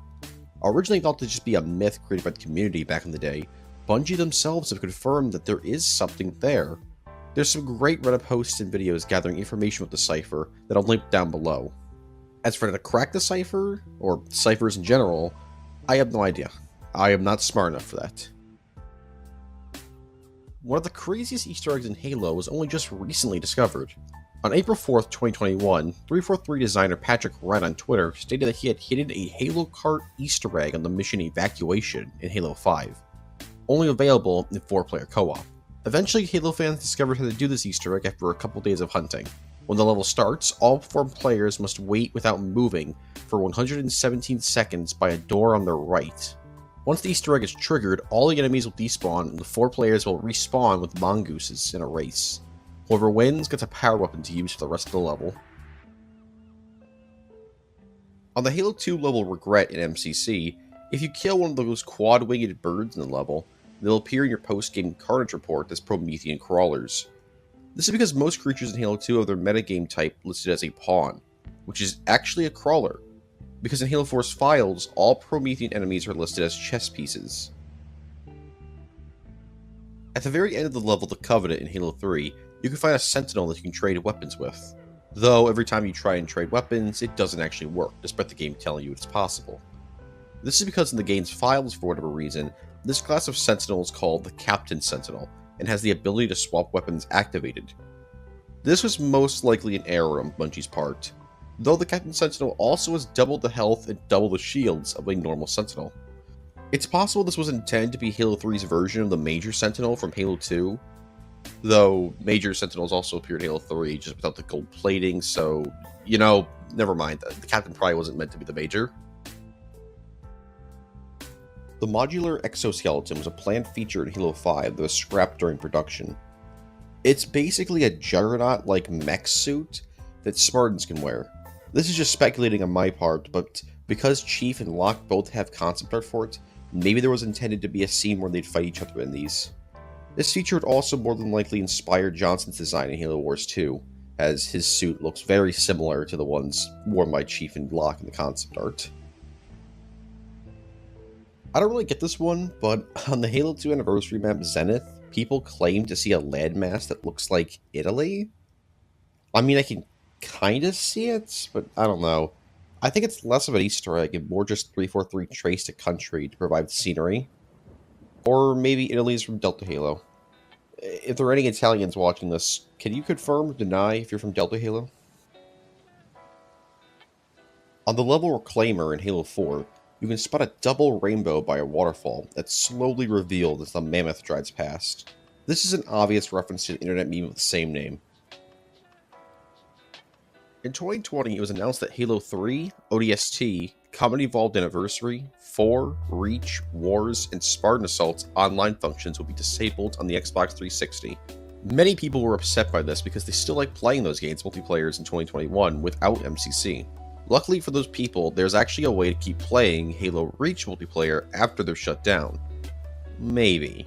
Right now, there's a theory that Halo Reach's demo, which yes, features multiplayer, but only the map Powerhouse with only 3 playlists, may still be playable after it gets shut down. This is because all Halo games get their online functions from online servers, but Reach's demo doesn't. Basically, Bungie baked all the online functionality into the demo since there was so little content in it. So it's possible that Halo Reach's demo could still be played after 2021. Maybe. I mean, it's still playable to this day, and if it did require online servers to use, 343 or Bungie probably would have shut them down by now. So here's hoping that Reach's demo can be the final 360 Halo game to survive the purge. Hello, My Name Keys is an Easter egg in the original Combat Evolved. On Keys' name tag it reads, Hello, My Name Keys. The tag is missing the word is because Bungie had actually run out of room to fit it, so now Keys will forever have a really dumb name tag. Unless you're playing Reach or Combat Evolved Anniversary, which just blanks out the name tag.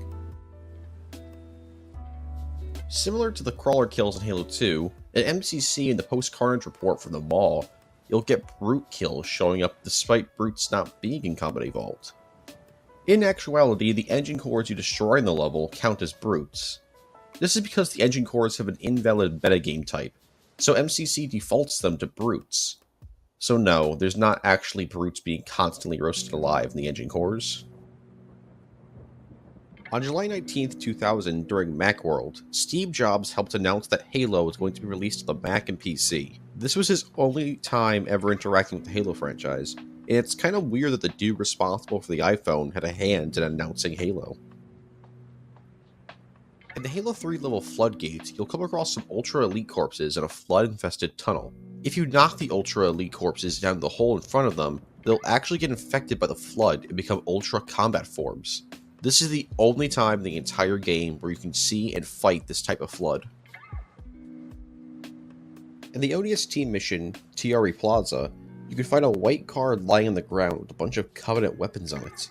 These are either scrapped designs, scrapped weapons, or just newly created designs for this Easter egg.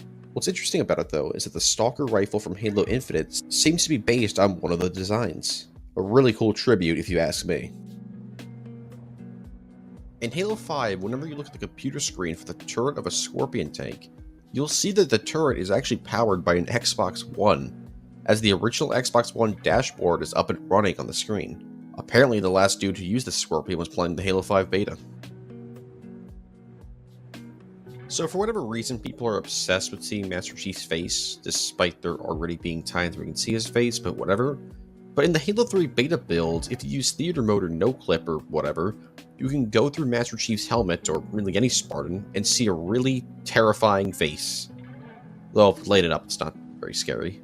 People believe this to be an Easter egg left in by Bungie, and that the face was actually a photoshopped image of Marcus Leto's face. However, in truth, it's just a face purposely designed to be low-res. On the Halo 5 map Fathom, you can die by falling into a pool of water. However, eagle-eyed players can spot a diver trapped below the ocean before they die. Imagine being stuck underwater in a diving suit, knowing you're running out of air, but nobody's coming to save you. On second thought, don't imagine that.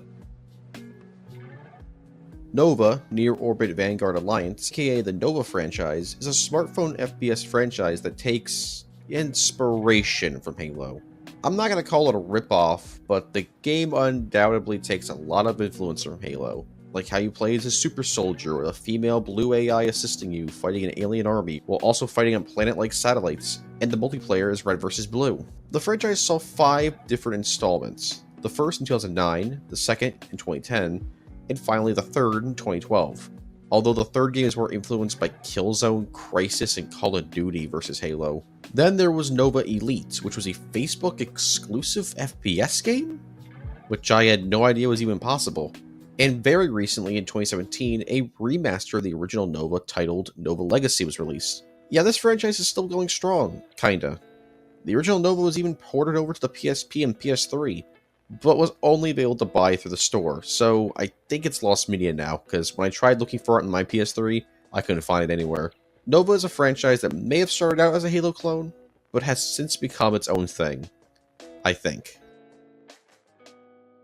Meg is an Easter egg in Combat Evolved. In fact, it's probably the first Easter egg you can encounter in Halo, though it took a long time for people to figure it out. Once you spawn into the Pillar of Autumn on Legendary, crouch jump onto the yellow canister behind you, and then continue the level as normal. Once Keys gives you the Magnum, kill him. Cortana will then declare Chief has gone rampant, and suddenly a squad of invincible Marines will storm in, trying to kill you. Run past them and go through the door they came through, and you'll find a heart on the ceiling made of human blood with an M made out of bullet holes. This is a reference to lead designer Jimmy Griesemer's girlfriend, Meg. The Siege engine was a scrapped giant vehicle from Halo Reach. According to Isaac Hannaford, the man who concepted the tank, he designed them based on the HK tank from the Terminator franchise. It's believed that these vehicles would have been featured prominently in Tip of the Spear. Jesus Christ. So in Halo 3, there's flood-infested doors that are designed after sphincters, which are basically anuses. Bungie themselves even referred to them as a sphincter door in concept art, so it's no coincidence. Side note, this has nothing to do with the doors, but in Halo 2 Classic, Bungie gave the Arbiter an asshole. I was cursed with this information, now you must be too. Alright, so you're probably thinking this is a troll entry. Well, it's not. Kinda. I mean, it's not super serious. There's strangely a lot of people who want to see humans and the aliens from Halo in a relationship. I mean, technically it could happen, and I guess technically it probably has at some point? I don't know. I don't want to think about it. And for whatever reason, a lot of people ship Vale with one of the elites you play as in Halo 3, because apparently they earn each other's respect in a novel or something, and apparently men and women just can't be friends. On the Halo 5 map, The Rig, you can trigger an Easter egg that spawns in a giant sandworm from the ground that eats an entire mining rig in the distance. The worm is a reference to the sandworms from Dune, as they're both giant sandworms that live in deserts. During the Halo Reach level Exodus, if you use your jetpack, you can get out of the level during the beach assault section, and eventually you can just parkour to a section of the city you're not supposed to be able to go to. Here you'll find several Marines just chilling out. On MCC you'll get an achievement for finding them. These are the Marines being attacked by the brutes you can spot while gunning the Falcon. So there is a massive Easter egg in ODST that is yet to be figured out.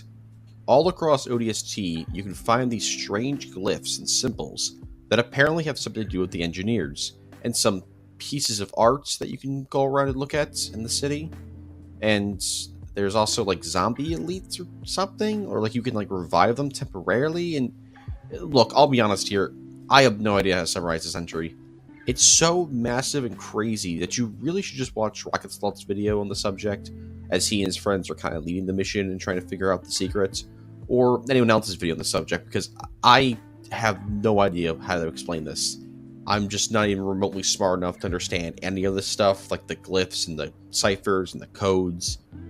Look, all I know is that there's a lot of glyphs in ODST, and there's a message or secret or something behind it all. In the Halo 3 mission Floodgate, if you approach some terrified workers and just bump into them, they'll do a little animation where they collect themselves, and then they'll pull out fucking magnums. They'll then fight with you for the rest of the level, unless they, well, die, of course. Mr. Chief is a joke character created by Frank O'Connor that appeared pretty regularly in Bungie's weekly updates. He's a poorly drawn Master Chief whose main weapon is a lightsaber. This is because while drawing him, Frank O'Connor claimed guns are hard to draw. And so throughout the years, Mr. Chief has become a recurring joke character that's been referenced in games and even used to promote some games. There's now even a helmet in the Master Chief collection that's literally just Mr. Chief's helmets. So it's safe to say that Mr. Chief isn't going anywhere anytime soon. During development of Halo 2 for Vista, Bungie ran into a small problem. In the game's code, there was a picture of a butt. Yes, a butt. Because the game technically had real-life nudity in its code, well, granted, very, very, very deep into the code, mind you, game development had to come to a halt for a bit as they removed the image, because if they didn't, the game would be in danger of being rated AO. Microsoft was able to delay the game for a bit, but it wasn't quick enough, as a few of these copies of Halo 2 were sent out to stores. These copies would have to have a sticker on them that warns of suggestive content. Future releases of the game would have this butt picture removed. And yeah, I censored the butt photo here because I don't know YouTube's policy on that, and I'd rather not take any chances. Especially because I had like a whole entry talking about flood anus doors, so. There's been a ton of urban legends about ghosts in Halo, but there is at least some truth to them. A majority of these sightings are faked, there's no question about that, but some may be legit. It's been speculated that these ghosts are actually just players experiencing extreme lag or a network failure, meaning that they joined the game, but they don't appear on the scoreboard, and are very glitchy. Other theories range to oversights in map coding, or players overloading the map, causing objects to disappear and reappear. Most people seem to believe the network issue theory, as that's what makes the most sense. With that being said, they're only found in Halo 2, 3, and Reach. There's also a bunch of urban legends about ghosts that aren't true, like how a ghost with an energy sword haunts the Pelican on Valhalla, or the ghost of Sandtrap, where a yellow Spartan haunts the map with a Spartan laser, or the two most classic ones, the ghost of Lockout and the ghost of Blackout. Sadly, it seems that the few genuine sightings of ghosts in Halo are just the result of network glitches. Ever since I took a sip of my drink from Taco Bell and won the all-new Xbox Series X, unimaginable power is at my fingertips. It might be too much for some. But turns out, I was made for this. Calvin, why do you keep talking like that? Like what? Get a medium or large drink from Taco Bell and you too can enter for a chance to win the all-new Xbox Series X.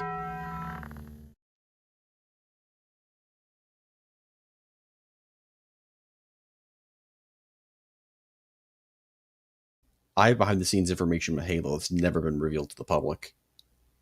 What you're about to hear is all 100% true. and is what Bungie intended when they made the games. The Covenant were actually right about the Great Journey. Activating the rings would kill them, but send their spirits to a special place in the afterlife, a paradise where the prophets rightfully rule. Master Chief died in the crash landing on the Halo ring.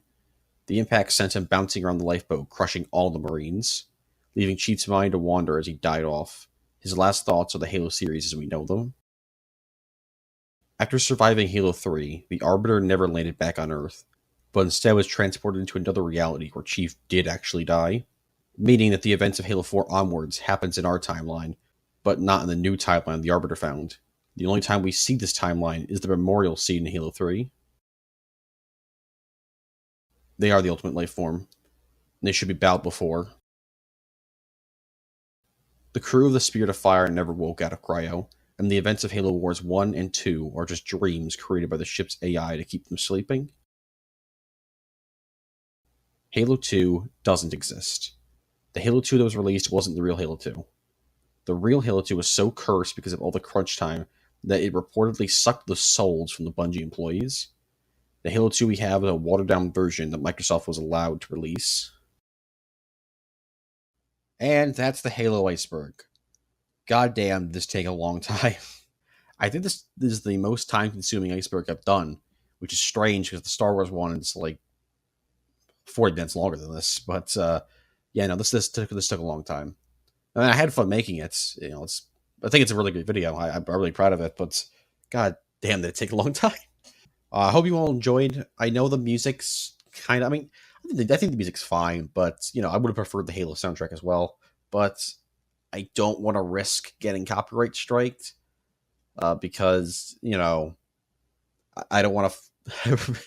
I don't want to make this video and be like, oh, here you guys go, and then it's like, sorry, but it's gonna be banned in like 15 countries, and you're not gonna be able to monetize it. So it's gonna be like, oh, I spent God knows how long writing the script and recording it and gathering information and images, videos, etc. for nothing. But yeah, I hope you all enjoyed. I'm really running out of things to say here. October is going to be a busy month for my channel. I have some things planned out. There will be another Iceberg released, maybe two. One small one and one decently sized one. I don't know. We'll have to see. And it will be kind of horror themed because you know, spooky October and whatever. And I have some other video ideas that I want to throw out there. So stay tuned for that. October should be fun. Should be entertaining. Hope you all enjoyed the video. I've said it like 10 times now, haven't I? Yeah, I guess this is the cutoff point. Hope you have a great one. If you're a Despicable Me fan and you're having a bad day today, then I take my hat off and I say to you, banana.